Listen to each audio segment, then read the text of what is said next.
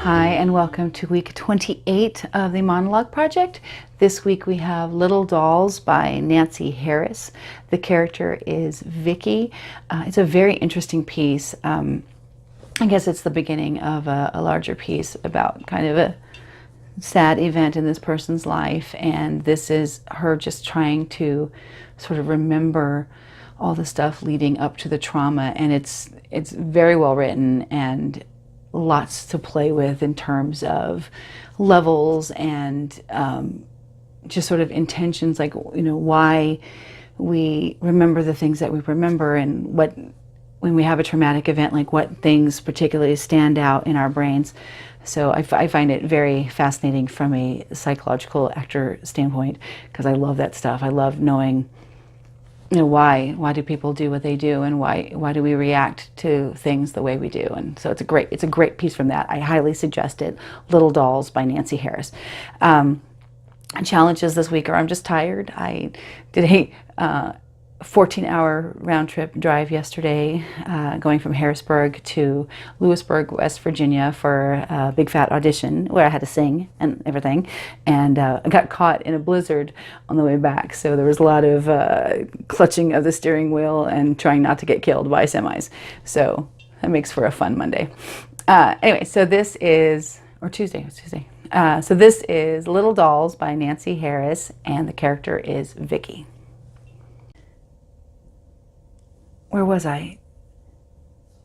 Oh, well, I suppose we got to the hostel sometime after 11.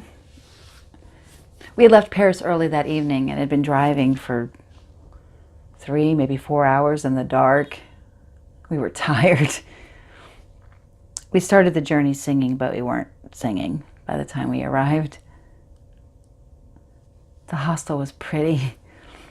Lots of wood and watercolors on the walls. A friendly overweight woman had been waiting up for us. Madam something. We could hear the sound of crickets or frogs in the distance all around. Denise was mimicking them, but Mrs. Lynch told her to stop. It was getting on her nerves. Everyone was cranky with the heat. We each got a glass of orange and a biscuit, and then we were sent to bed because of the early start.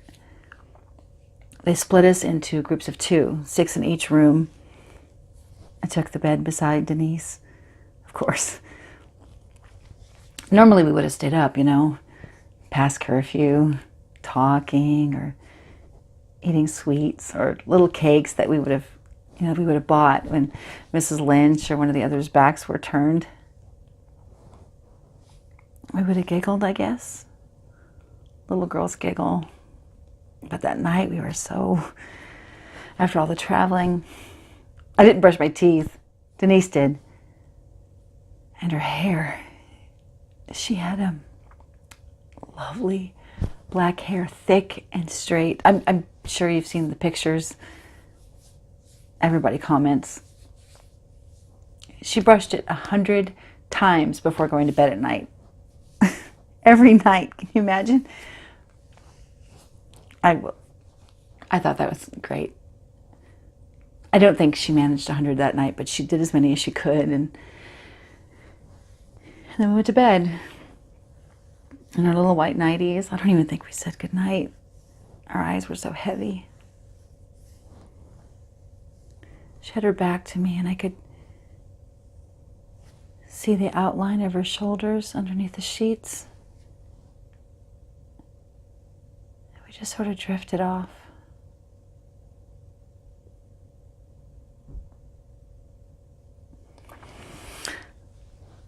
The hostel was that kind of place, you know. It was cozy. I can understand why Madam said she never thought to lock the doors.